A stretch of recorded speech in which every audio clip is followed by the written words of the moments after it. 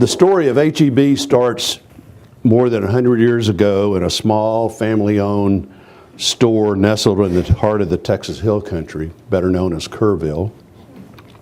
Today, HEB serves families all over Texas and Mexico in 155 communities with more than 340 stores and almost 80,000 employees. They've always believed in the value of hard work and the importance of taking care of people. Their commitment to excellence has made them one of the nation's largest independently owned food retailers.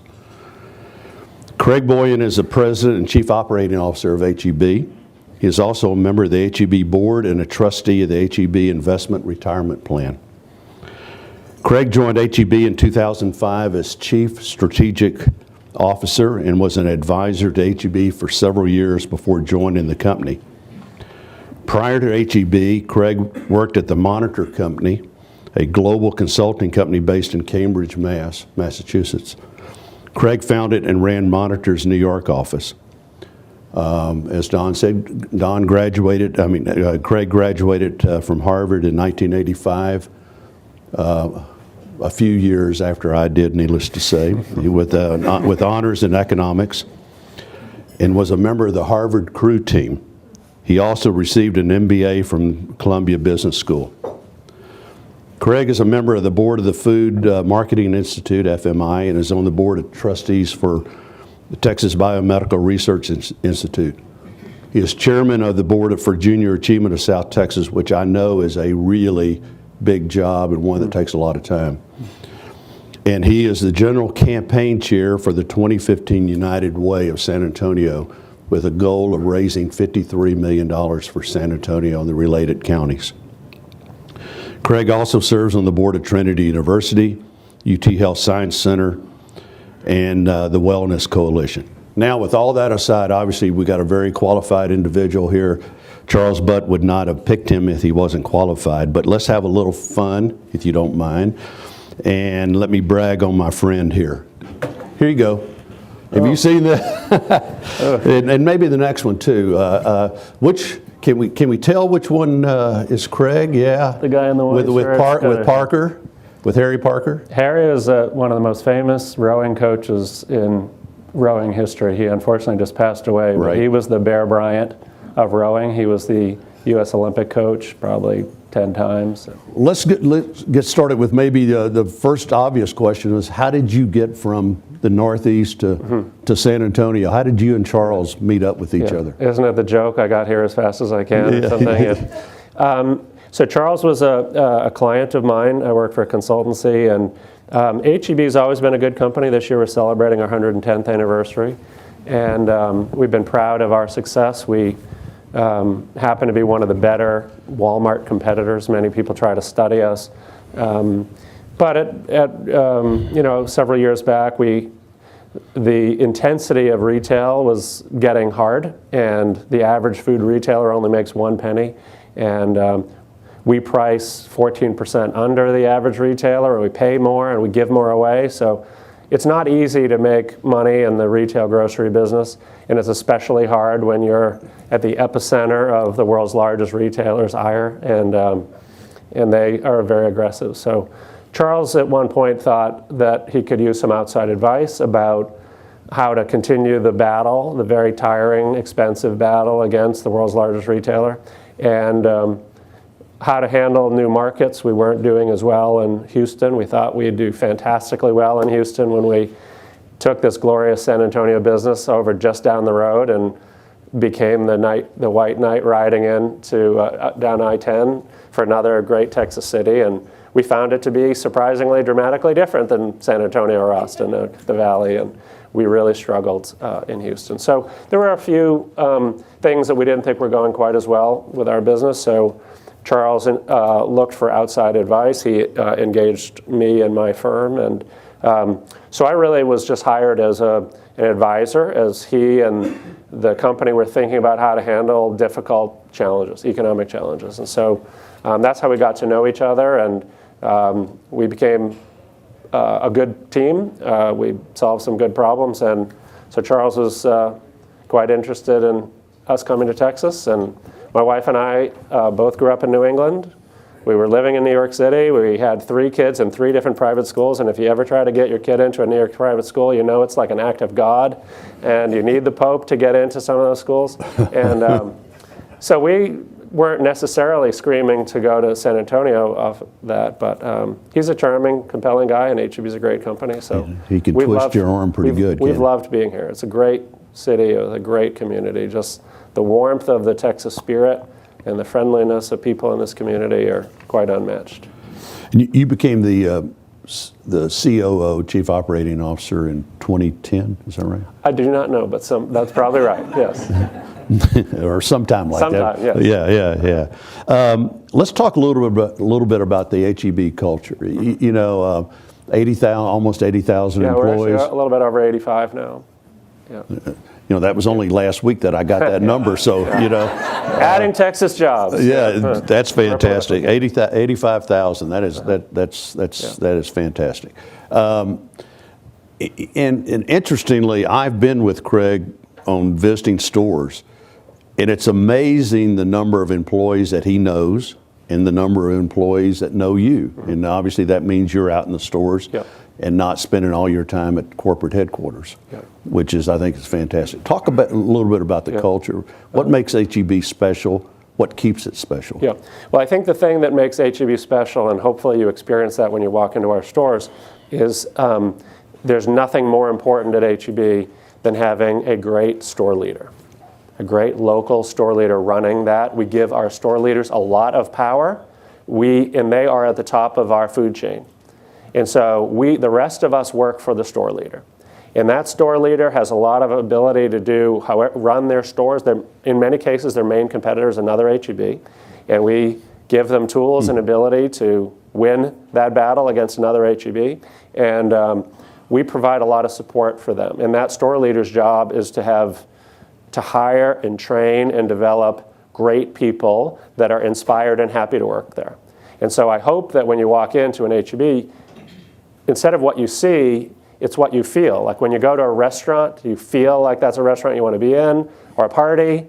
Is HEB a place you feel like you want to be?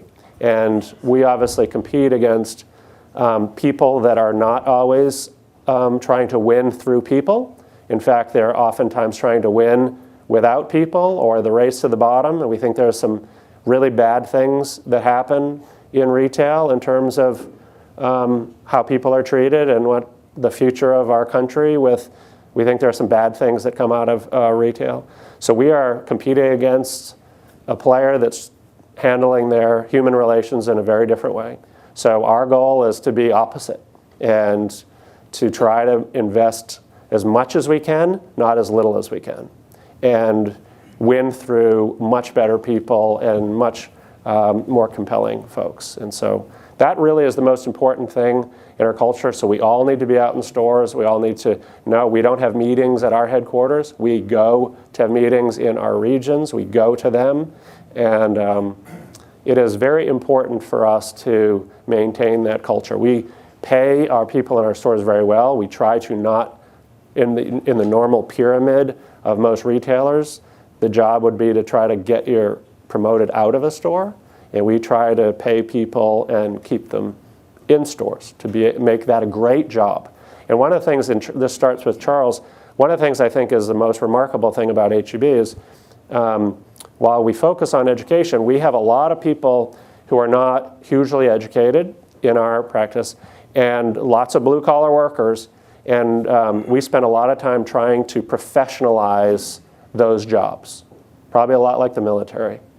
But our meat cutters are honored. That's a skill. We've trained them in a craft. We constantly train, highly trained. Every HEB store has a group of meat cutters behind the wall that you don't see, cutting meat in store. Walmart does not cut any meat in store. And we cut meat in every single store we have. And it's a very skilled art. And we train a bunch of guys who started at the front end to be highly skilled, trained meat cutters. We pay them a lot. We honor them. And they make us a lot of money, but we have professionalized and put a lot of pride behind that. Our truck drivers, we have our own trucking fleet. One of the best events at HEB each year is honoring our truck drivers and the skill that they have, because safety is a big deal. We honor Hall of Fame for our truck drivers. That means you have to have driven 1 million consecutive safe miles. No dent, no ding, nothing for 1 million miles. Takes about 10 years. I think we have about 50 or 100, actually probably more than that, Hall of Famers, but we've got a bunch of 2 million miles. We've got a dozen 3 million miles, and we just had our first 4 million consecutive safe driving miles. And so the award ceremony and the honoring of a group of truckers and the pride that we give truckers to make a profession that's not always thought to be glamorous, to provide a lot of pride for Texas families, and say that people doing all kinds of jobs can be really proud and can be a real profession and a real skill. And for me, that's what we all should be trying to do. Instead of trying to promote everybody to headquarters, how do we honor people throughout our organizations doing the jobs that they do? You know, one of the great ads, I think it's a fairly new one that has just come out, is the one about family, and the one where I think there are 29 family members that have all worked at HEB. And that's extremely unique, and I think says a lot about the culture. We're celebrating our 110th anniversary this year, and one of the things we're doing is celebrating our partners. Kind of an honor to our partners. Many things, most things go right, but not all things go right. How about, how do you handle complaints? You know, because like in the bank, I remember, some of y'all may remember a friend of mine named Al Martinez Fonts, who was here and promoted Al to president, and he was all excited. And I said, Al, what the thing that you got to realize is that the complaint line goes with being president. If you're chairman of the board, they don't call you, they call the president. You're the president. How do you handle complaints? We get a lot of complaints, and people are mad. You know, we move the cheese or whatever, and people get mad. And we remodel stores. People get mad as hell about that. I can't find this. I can't find that. And you know, it's of course scientifically proven that if you like drive to work a different way, you count backwards, it helps your brain development. So we're really just here for Texas brain development. So yeah, we do get a lot of complaints, and. You know, it's a tricky thing to be an honored retailer, but to, you know, try to serve everybody, because not everybody agrees on everything. So, you know, every year the Sports Illustrated thing comes out, like we get all kinds of complaints. We finally discontinued that, but even like Cosmo, like put something on the cover of their magazine, and I get all kinds of complaints, and whether we're carrying something or not carrying. But what I think is important is that we have our own customer service line that handles every complaint personally. I mean, we obviously have electronic ones, but we try to have a person respond to every complaint. And all of the complaints that are related to products go directly to the buyers. And so the buyers, who are the merchandisers running that part of the store, say you know, there's something in the canned bean set. Well, the guy who buys canned beans reads every comment and every complaint and has to respond to every significant issue that relates to product in the canned bean set. And every store hears every complaint and every comment that relates to their store. And so we try to not centralize it and have me answer them all, but we try to put the information, the feedback, to the right place in our organization. And we ask our buyers to make sure every week they are responding that week to comments and complaints about things that happen in their category. We think that makes us better, because for us, especially in retail, but probably in all of your businesses too, the key to success is not the way you look today. The key to success is how are you going to change for tomorrow. And especially in the food business, food trends change really rapidly. We're trying to serve every neighborhood differently, and so we're trying to improve upon how do we serve. You know, here in San Antonio, it tends to be economically segregated largely by north side, south side on income. And so that's an easy way to think about it, or a retailer might serve Texas different than California, but we try to serve each neighborhood differently. So for example, we have 3 stores down on Southwest Military. Those are all tilted towards a lower income demographic, but assorted dramatically differently depending on whether they're the east side, central, or the west side, based on the level of Hispanic acculturation that swings towards more Spanish as you head west on that street.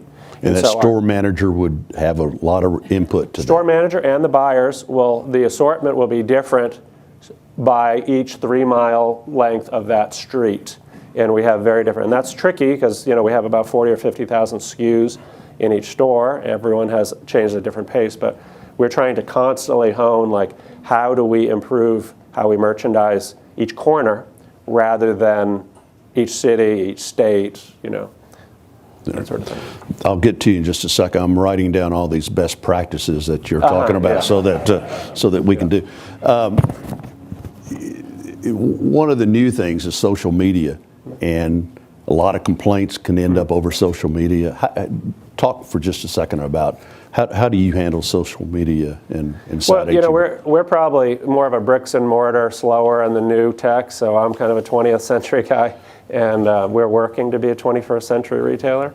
But we have a big social media practice, and we've got a new app that's out. It's a very highly rated app if you are interested. But we're getting better at social media. We're not exactly sure the right answer of how to respond. And so I will give you an example that maybe I shouldn't, but yesterday on mysa.com was an article posted about all of the companies in San Antonio and what's the dirt on those companies.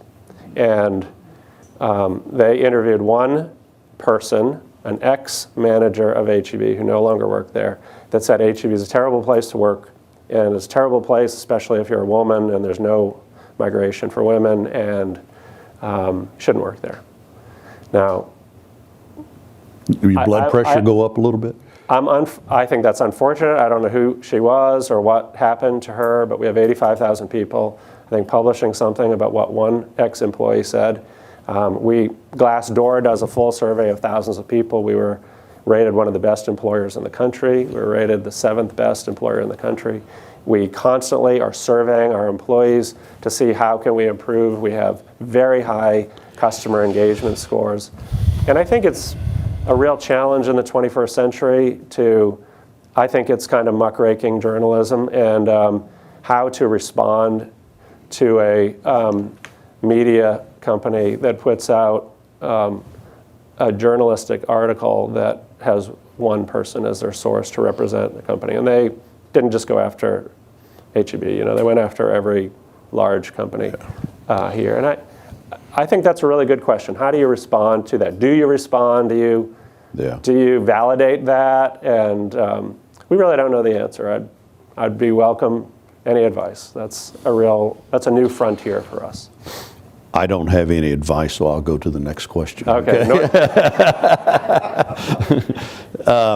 Let's dig a little deeper on culture, okay? And HEB's known for great customer service, innovative, family, competitive, fair, very community-oriented, okay? As you well know, you can just as easily lose that trust and culture and that brand almost overnight if you're not careful.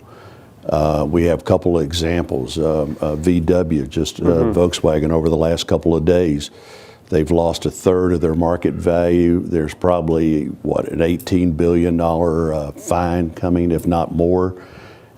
And it's put their whole brand into question.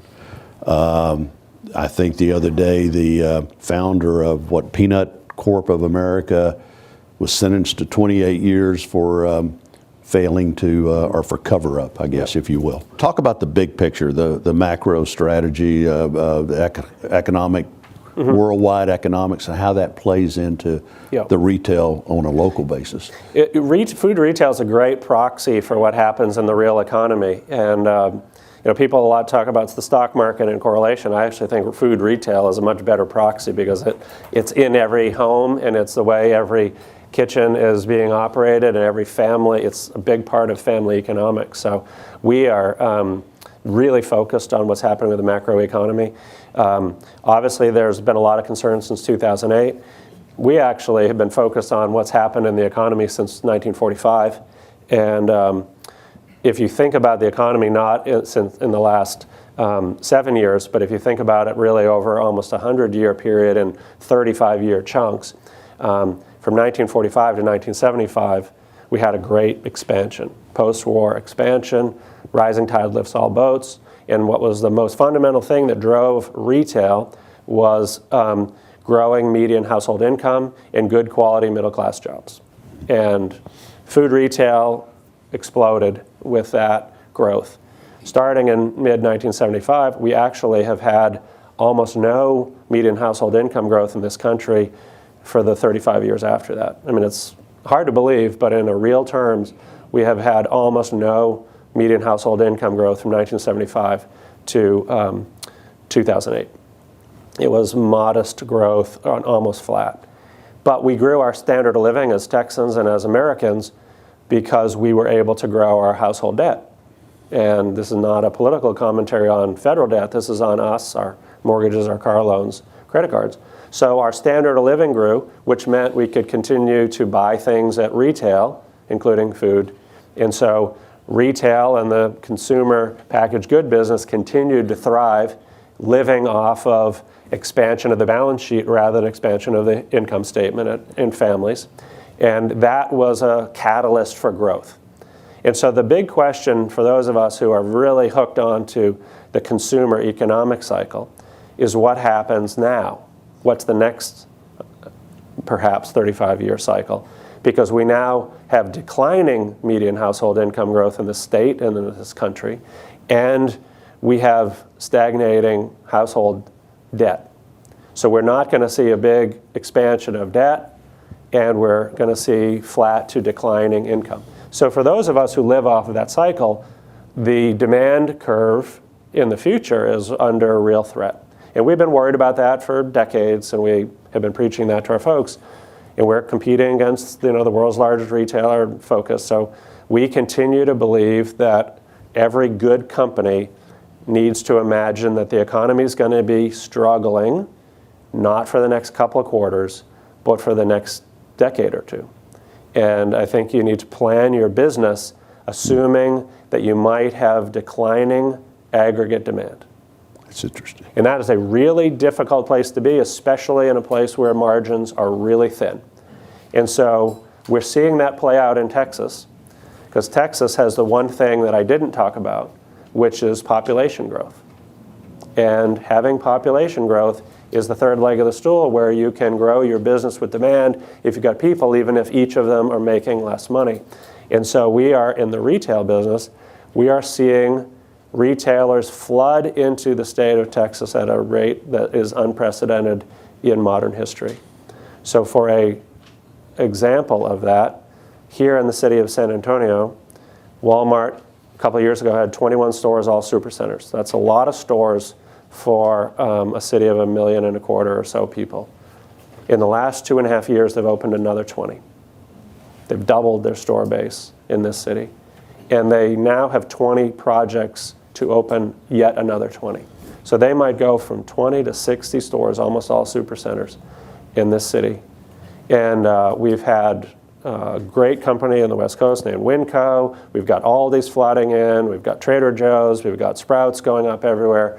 We've got lots of competitors from outside the state piling in to the state of Texas in a very aggressive way because they're chasing population growth, because we can't chase income and we can't chase debt growth. So what that means in our industry and probably in yours is that the fight for share just went up geometrically. And so that just means that you got to get much better at what you do. And it probably means your margins are coming down. So instead of trying to hope for it, the days when you could have growing margins and growing labor, but you got to get more efficient. You got to live off of a business where you have lower margins. And so we've been lowering price at HEB for 7 or 8 years. We're now priced under Walmart for the first time in a long time, and so. Good. I could go on in that one for a long time. Yeah. Continuing the theme of how to be bummed out at breakfast. Talk about, real quick, the investment of foreign businesses into the food business in the U.S. Does that create problems for you or concerns or anything like that? Well, what we're not so worried about foreign investment in the food business. What we're worried about is foreign supply. And so, Chinese Prime Minister is here, if that's what his title is. And we do worry about food imports from certain parts of the world. Yeah. And so, we had a big melamine scare from China years ago. We inspect, we have our own lab, we have our own QA people, but we also have our own outside lab. And then we also use Southwest Research and other third-party labs. Yeah. So we import only a very limited set of ingestible food products from China, and we kind of double inspect all of them. Because you have to be really concerned when you're bringing in things that are be consumable. As a consumer, and a side note, I'm not sure my wife looks at human food to see whether it's made in China, but when it comes to dog food, she looks, and if it's made in China, it goes right back, and in no way is she buying that made in China dog food. Yeah, so right. they just as a comment to you, sir.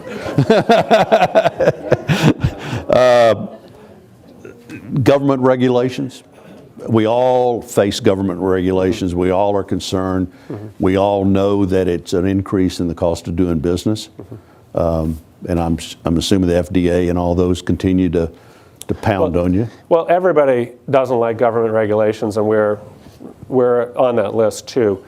But the Bluebell picture paints a picture where there are important roles for our government to play, and they need to play them well, and they need to play them better than what they do. And so there's as I said, there's an act coming out called the Food Safety Modernization Act. That is very important. We are supportive of that. We need better food safety. Our supply chain of food is not good enough. For example, it used to be that the FDA would only test the outcome. They'd test the result of, did your food get tested with bacteria or not? That is not sufficient, right? How do you run your kitchen? How do you run your bathroom? You know that it's not going to be clean just like before your guests come. It needs to be cleaned every time. And so there's a process of how do you keep it clean along the way rather than does something bad happen and can you protect that? And so the Food Safety Modernization Act and HEB have been very focused on things called HACCP plans and others where you are really working hard to stop bad things from happening, have a better quality process through the chain rather than just at the end. So long story short on regulation, there's some that we hate, but there's some where the government needs to play a stronger role in keeping us all safe. They have to make sure that the Chinese are not doing bad things and hacking us, in producing bad product they're going to make us sick, those sorts of things. And we need good partners. And in many instances around food safety, I think we're going in the right direction. Good. You compete against the largest retailer in the world, Walmart, and do a very good job of doing that. Bill Maul over here is on the board of Corner Stores, and this past Sunday in the Express News, it made it appear that the Corner Stores was going to put HEB out of business and become the new grocery store business. A little joke aside. And then yesterday, Blue Star Brewery or Blue Star they have a grocery store down on Southtown now. And so you catch it from all sides, but you do a great job. And I don't know, you've talked about Walmart off and on. Anything else on competing against the world's largest retailer? It's not an easy deal to be competing against such a big retailer, but lots of businesses, Corner Store, the place in Southtown, Target, Walmart, use food for very obvious reasons, that it drives traffic. And so the magic of the Walmart Supercenter, you remember when Walmart came to Texas and Walmart started, it was called a discount store. It didn't have food, it sold you general merchandise. And that was a very profitable business. That was the vision of Sam Walton. He was a great retailer, a great American, and Texas was the first place, so we've been competing. First place he brought his stores outside of Arkansas. So we've been competing against Walmart longer than anybody. And they started with a great model, an invest in the U.S. Model. So they were a great company. And the magic of the Supercenter is they took that discount store and they added food to it. And food is a really low margin business, so you took the return on that discount store down, which is a bummer. But that food drove so much traffic that you sold a lot more of the general merchandise because you brought a lot of foot traffic by slow turning general merchandise, so you sold a lot more general merchandise. So for years, Walmart would basically give away food at cost, and they would use that to drive general merchandise. That model worked wonderfully for them as they grew and expanded and stole share mostly against food companies, because they were pricing food at about the cost to deliver the food. But they didn't need that because they were running a subsidy model to sell general merchandise. It's always very difficult when you're competing against a company that's using your line of business to subsidize something else. Yeah. And so that was the magic. Now, the challenge that Walmart now faces is that subsidy that used to be 20% food that drove 80% general merchandise has now flipped. And so now food represents 56% of Walmart sales. And so it's the struggle that we're seeing is how do they now compete in food to get better in providing better quality food, because of course they're not as good of a food retailer as they are a general merchandise retailer. And how do they make money in things that they have established as basically a loss leader? And so that is really one of the most fundamental challenges you're seeing at Walmart, why there's real struggle, is the economics of their box just doesn't work the way it used to at a 20-80 mix, because the food retail, when you make 1 penny, is all about the mix of what you're selling, and they turned upside down.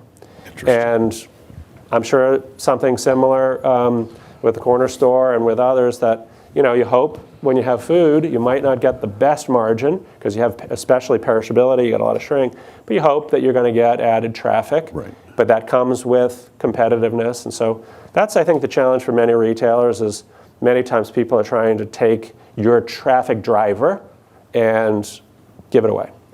Costco, great company. I love Costco. It's my favorite retailer. They make no money on food, but they make all their profit comes, from their membership fee. So they're trying to drive that membership fee, get more people through the doors, continuing to renew at $150 a pop, and continue to grow that base. And so it's tough to be in a business where most people are not making a lot of money or none, competing against Amazon, make zero money, and get a great multiple from Wall Street. So go figure that out. I don't think they've ever made money. I don't believe. They do not make money. Who else would you benchmark against as sort of that you would compare HEB to, if anybody? There are a few retailers that we absolutely adore, and they're run very differently, but we think they're great. So Costco is the standard by which great retail and taking care of people. Great company, run really well. Wegmans in the Northeast, wonderful company, some of the best stores in the country. Publix in the Southeast, great, family-run, really very different stores than ours, but great culture, great loyal following. Those are the companies we admire. Good. Question probably everybody wants to know, the new HEB footprint. Where do you go in the future? Well, everybody always wants to know about Dallas, but I've been at HEB for 10 years as an employee and a few years before that as an advisor. We have gone to exactly 0 new markets in 10 years. And we have very high share. We're about 60, 70 share of the food markets that we're in normally. And so most people, because there are no other food retailers in the country that have more than a 30 or 40 share. So we're about twice the average. So most people think, well, you're in a really high share, how are you going to grow? And you must need to go to a new market. And we disagree. We think that you can always just get better at what you do in your core market. So our goal has been to invest in Texas. And our goal is to invest in the markets we're in and better serve our customers. We know every day that we can be better. We're a very good retailer. We're one of the best performing retailers in the country. So we've been able to have some of the best retail growth in the country in our core market, continue to grow off a high share. But we know that there are things that you see in stores that we could be better at. So we're really focused on getting better in our core market. So I don't see a dramatic geographic expansion. I see a continued focus on trying to get better at where we're at. And we do own land in Dallas. We do own land in Lubbock. At some point, we'll continue to grow our Texas footprint, but I don't see us dramatically going outside of the state. We're committed to being in Texas. Central Market, Whole Foods? Central Market, Whole Foods are both great formats, and we're proud of our results. Whole Foods is a great company. They've had some stumbles of late, but they're a well-run, well-respected retailer. We admire them. We outperform them. We're happy to be beating them. Our sales are 2-to-1 every time we compete. Right here, you want to look at what they've got in the quarry versus our store, or even, the only place where we get it's close is in Austin, their headquarters, against our North Lamar, and that's a horse race. But everywhere else, we outsell them. But they're focused on a more narrow niche of the population. They're focused on a smaller part of the population. Quick question on strategy for brands. You have your own private brands, Central Market, HEB, I believe Hill Country, and a few others. Just a quick comment about private brands versus national brands. Yeah. It used to be that private brands were generics, knockoffs. And lower quality. Yeah, lower quality. And we still have some of that. Over the last several years, we have tried to make our private brands unique, distinctive, great brands unto themselves. Like, you're going to use some private brands to use as leverage with your suppliers to make sure you can manage your cost and to get a lower price point for your customers. Those are two main reasons why you do a knockoff.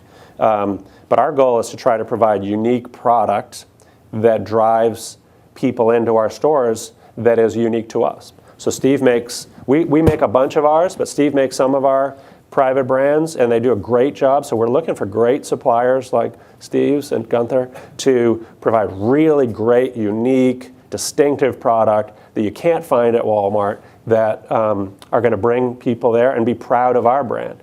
So we're trying to be a branded company. We manufacture, and I think that's the goal of where private brands are going. I've got one or two real quick final questions, and then we'll open it up for the deal here. The first one has to do with millennials. This, I guess, definition 18 to 32. In the banking business, we worry about, do you still need brick and mortar? Do you still need branches, peer-to-peer lending, all those type of things. Joe Robles was here a year ago, sitting right here, talking about, he says, the challenge that we as USAA with insurance have is that millennials don't buy cars, they don't buy homes, which is sort of right in the, the crosshairs of what we do. But they live in apartments and they commute on mass transit lines. Quickly, millennials in the world of food business? And they are shopping very differently, but we know every customer group is shopping differently. So fortunately, they still eat. So we're glad. Maybe at 3 in the morning, right? Yeah, they eat differently, but I'm glad they still eat.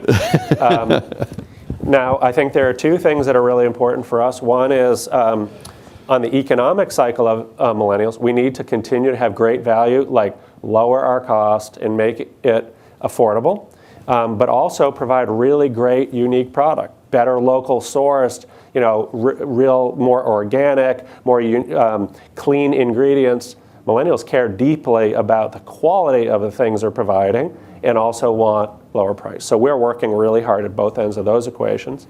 They're also not uniformly a group of scratch cookers. Maybe they evolve into that.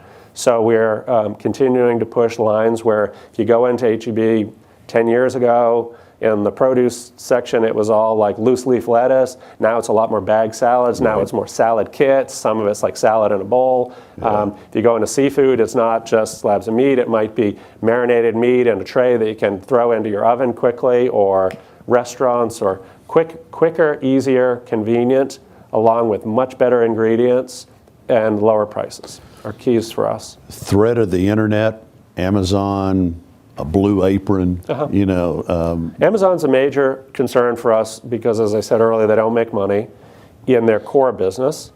They make some money in the rack space hosting business. They make a lot of money in what's called third-party marketplace. So if an Italian shoe company sells shoes through Amazon, they hold the inventory. Amazon registers a sale, calls them and says, ship these shoes to Joe. Amazon never touches the inventory. All they do is the front-end sale and the back-end invoice, and Amazon gets paid 15% for no inventory. That's a slot machine of a business. But the stuff that Amazon has in their warehouse, that goes through their inventory they lose money on. And when you put food into that, they lose a lot of money on. Wow. And so I think that's the challenge of they're coming hard. They've got now opening their 4th warehouse here in Texas. And that'll be a real challenge for us.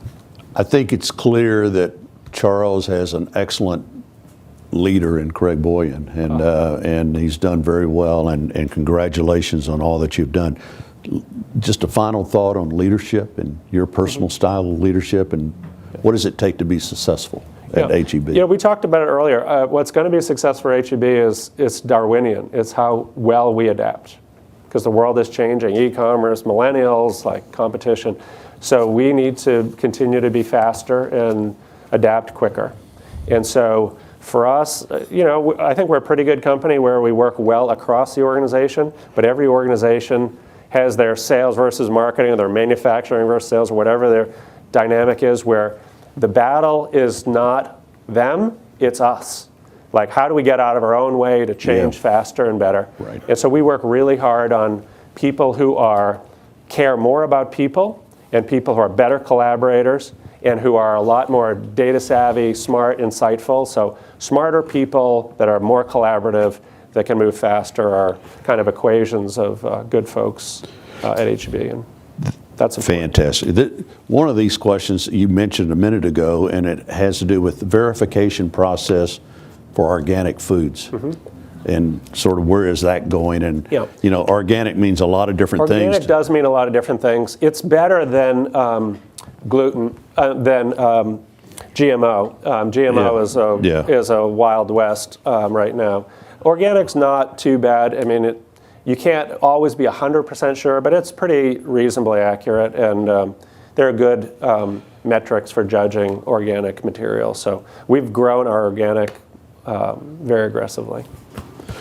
Someone here says that Scott McClellan is in all the TV ads with J.J. Watt in Houston. Why aren't you in the ads in San Antonio? Because Scott is really charming.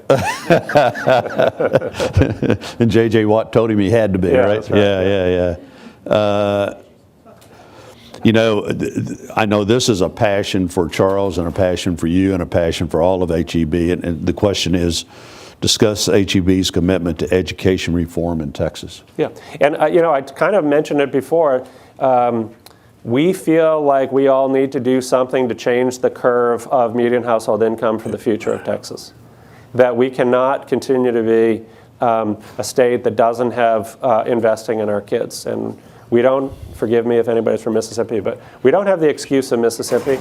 They don't have that much money. We have an economic juggernaut, and we feel like we need to do a better job of educating the future of Texas than what we're doing now. And there are a lot of different views about how to do that, but we think it's really important to the future of our state to continue to be growing smarter and smarter people. Because I think maybe generations before, we could have been a commodity or land-based or manufacturing-based economy. And we're evolving towards a much more knowledge-based economy, and we need to have our kids be prepared to be competitive in that sphere. And we think that it's an investment, not just a cost. On a personal note, I was honored to be part of a team a judging team for the HEB Public School Teacher of the Year on a number of different occasions, and then had the opportunity to go into the classroom to present the award. There was nothing like that. It's awesome. It is awesome. It is. I talked about the truck drivers and honoring truck drivers. Well, that's one of the things we do is what you just talked about, the Excellence in Education Awards. And it's like the Oscar program for public school teachers. If we talk about truck drivers not being respected in the world, and we're trying to build pride, teachers are like even further out on that equation. The things they do for our kids, how hard they work, all you hear about is the problems in Texas education. So the idea of honoring teachers and building pride and building esteem for people who are doing a great job, we think that is a big part of the answer, and it is the single best day at HEB when we have the Oscar Awards for teaching.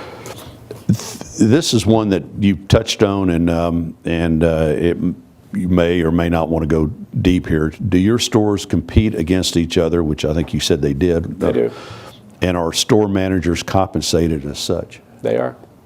Yep. So our stores have a bonus to beat their budget, and now we want it to be a friendly competition, but we give them tools and information about how other stores will sell. So if I'm the produce manager in a particular store, I can look up any store at HEB and I can cluster and I say, I want to be like these 3 stores, and I want to watch what they're selling in produce. And I'm just the produce manager, not the store leader. And I want to see, what are they selling every day of the week? What did I sell last year, this cycle of the holiday, mid-September? How did we sell on every item? And what are they beating me on? And how do I take that back?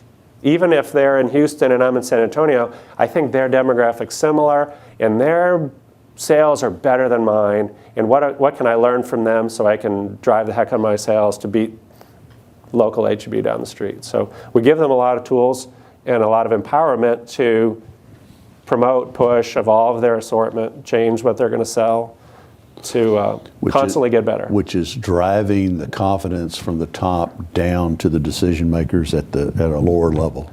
And that's the key. Yeah. They take ownership of the store. Trust your troops.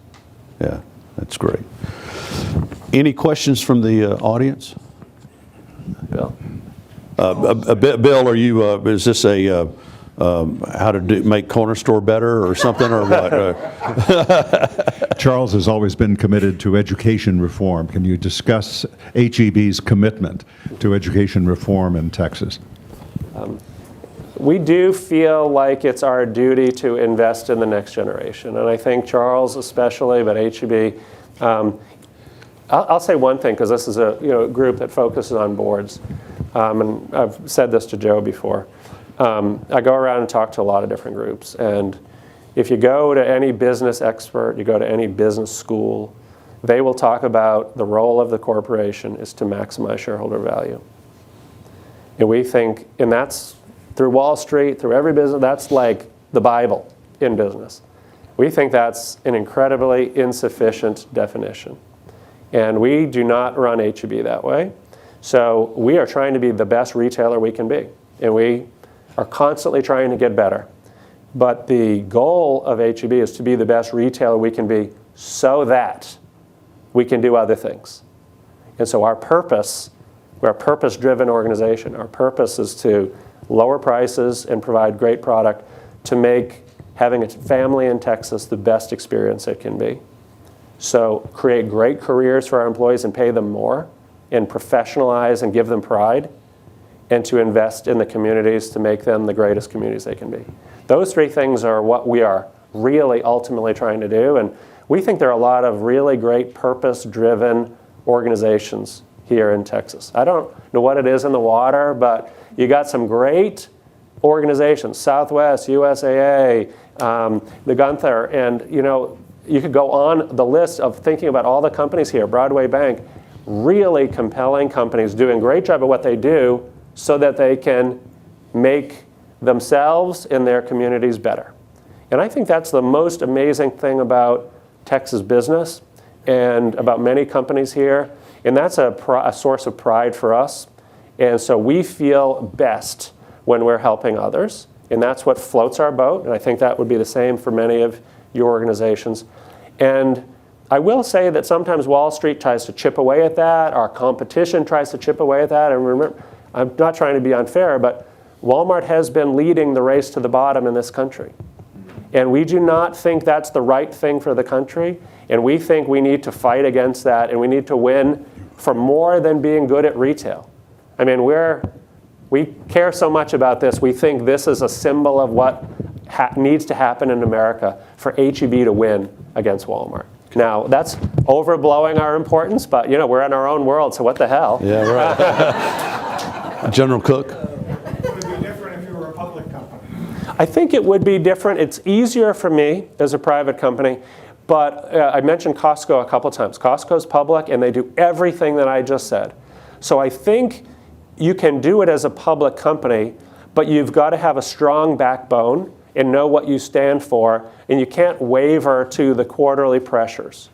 So I think you've got to, and that's what I'm able to do without too much outside pressure. trust me, I have plenty of pressure to make money in a one penny industry. But I think that public companies have a harder time, but it's not impossible. And I'm hopeful that they get rid of quarterly earnings calls, which may be coming. Right. I'm hopeful that we can convince companies that this race to the bottom is getting us in a bad place as a country, and that we got to start investing in the next generation and investing in people. And I'm very bullish on the prospects if we can make that happen.